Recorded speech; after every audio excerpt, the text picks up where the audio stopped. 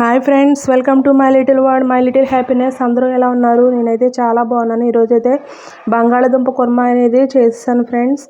ఇది అన్నంలోకి కాకుండా రోటీలోకి, చపాతీలోకి కూడా చాలా బాగుంటుంది. అయితే ప్రాసెస్లోకి వెళ్ళిపోదాం. ఫస్ట్ బంగాళదుంపలు తీసుకోండి. నేను 1 kg అయితే బంగాళదుంపలు తీసుకున్నాను. వీటిని బాగా కడిగేసేసాక 4 ముక్కల కింద అయితే కట్ చేసుకున్నాను. మీకు ఇష్టమైతే చిన్న ముక్కల కింద కూడా కట్ చేసుకోవచ్చు.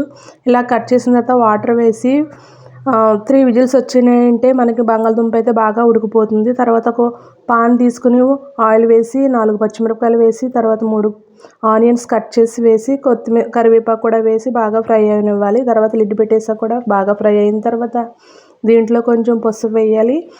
ఇది కూడా బాగా మిక్స్ చేసేసుకోవాలి. తర్వాత మనం ఉడికించిన బంగాళదుంపలు ఉన్నాయి కదా, వాటి తొక్క తీసేసి మనం దీంట్లో అయితే యాడ్ చేసుకోవాలి.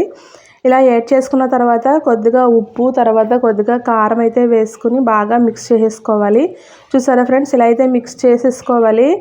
ఇలా బాగా మిక్స్ చేసుకోవాలి. కారము, ఉప్పు అంతా బాగా ముక్కలకు పట్టే విధంగా మిక్స్ చేసుకున్న తర్వాత ఒక 5 minutes అయితే దానికి మగ్గనివ్వాలి. అలా మగ్గనిచ్చిన తర్వాత మనమైతే తీసేసి దీంట్లో అల్లం వెల్లుల్లి అనేది మనం దంచి వేసుకోవాలి. పేస్ట్లా కాకుండా దంచేసి కచ్చాబచ్చా దంచేసి వేసుకోవాలి. ఎందుకంటే ఇందులో ఏమీ మసాలాలు ఏమీ వాడట్లేదు కాబట్టి.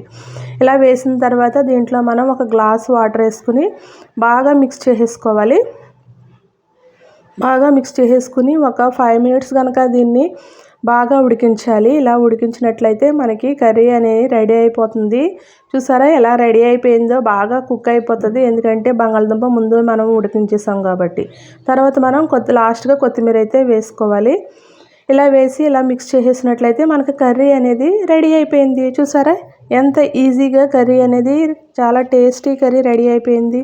నా వీడియో నచ్చినట్లయితే ప్లీజ్ సబ్స్క్రైబ్ చేయండి, లైక్ చేయండి, కామెంట్ చేయండి.